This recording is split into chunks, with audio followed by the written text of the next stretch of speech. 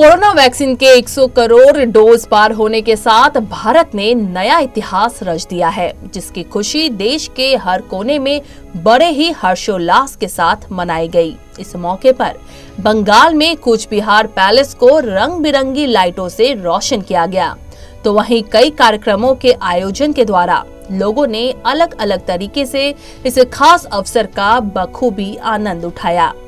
दिल्ली के एम्स में रंगोली बनाकर 100 करोड़ कोरोना टीके लगने का जश्न मनाया गया।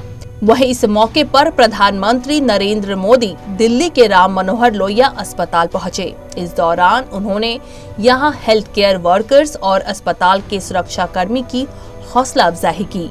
यहां मोदी के सामने ही बनारस के दिव्यांग अरुण रॉय को 100 करोड़वां डोज लगाया गया। वहीं स्वास्थ्य मंत्री मनसुख मंडाविया ने कोविड वार्ड रूम में स्टाफ से बात की और उन्हें मिठाई खिलाकर बधाई दी। उन्होंने इस अवसर पर दिल्ली के लाल किला से एक गाना और एक ऑडियो वीडियो फिल्म भी लॉन्च किया। उन्होंने कहा, भारत ने ऐतिहासिक 100 करोड़ वैक्सीनेशन का आंकड़ा पार करके एक इतिहास रचा है।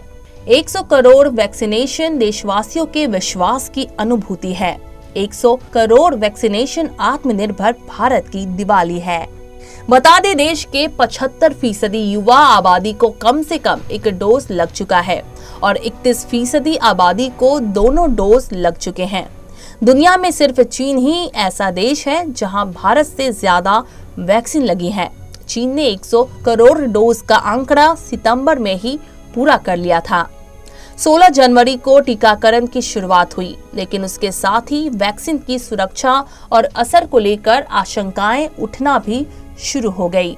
सरकार ने हर आशंका, हर सवाल का जवाब दिया, लोगों को जागरूक किया और स्टेप बाय स्टेप काम करती रही।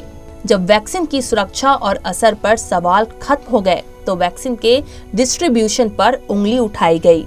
लेकिन थोड़े ही वक्त में सवाल उठाने वाली राज्य सरकारों को एहसास हो गया कि ये काम बहुत मुश्किल है। उसके बाद केंद्र सरकार ने फिर पहले की तरह पूरी कमान संभाल ली और नतीजा अब पूरी दुनिया के सामने है।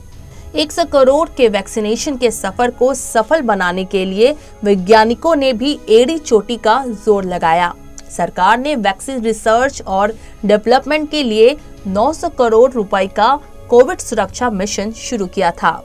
जिस दौरान वैक्सीन बनाने का काम चल रहा था, उसी समय वैक्सीन को देश के कोने कोने तक पहुंचाने के मिशन पर भी काम शुरू कर दिया गया था। भारत बायोटेक की Covaxin, serum institute of India की कोविशील्ड, रूस की स्पुतनिक वी, मॉडर्ना की mRNA वैक्सीन और Johnson and Johnson single dose vaccine, ये सभी कोरोना की वैक्सीन है, जिसे भारत में इमरजेंसी यूज ऑथोराइजेशन मिल चुका है। लेकिन भारत में चल रहे कोरोना टीकाकरण में अभी सिर्फ 3 वैक्सीन ही उपलब्ध है, कोवैक्सीन, कोविशील्ड और स्पुतनिक वी। देश में सबसे पहले 16 जनवरी से स्वास्थ्य कर्मियों और फ्रंटलाइन वॉरियर्स को वैक्सीन दी गई। शुरुआती 20 करोड़ वैक्सीन डोज 131 दिन में लगे। इसके बाद 1 मार्च से वैक्सीन का दूसरा चरण शुरू हुआ। इसमें 60 साल से ज्यादा उम्र वाले और किसी न किसी गंभीर बीमारी से जूझ रहे 45 साल से अधिक उम्र के लोगों को वैक्सीन दी गई। अगले 20 करोड़ डोज 52 दिन में दिए गए। 1 अप्रैल से देश में 45 साल से ऊपर के सभी लोगों को वैक्सीन दी जाने लगी। 40 से 60 करोड़ डोज देने में कुल 39 दिन लगे। इसके बाद भारत में 1 मई को 18 साल से ऊपर के सभी लोगों को वैक्सीन देने का ऐलान किया गया। हालांकि शुरुआती तौर पर इसे देश के सबसे संक्रमित शहरों से शुरू किया गया था। 60 करोड़ से 80 करोड़ डोज देने में सबसे कम महज 24 दिन लगे। अब 80 करोड़ से 100 करोड़ होने में 31 दिन लगे हैं। मौजूदा समय में देश के 63,467 सेंटर्स पर वैक्सीन लग रही हैं। इनमें 61,270 सरकारी और 2,197 प्राइवेट सेंटर्स हैं। वैक्सीन के 100 करोड़ डोज के आंकड़े पार होना भी अब देश की नायाब उपलब्धियों में शामिल हो चुका है।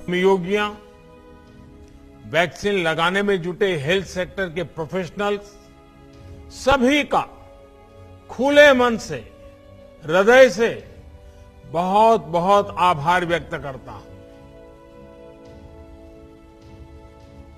अभी कुछ देर पहले ही मैं राम मनोहर लोहिया हॉस्पिटल में एक वैक्सीन सेंटर से होकर के आया हूं।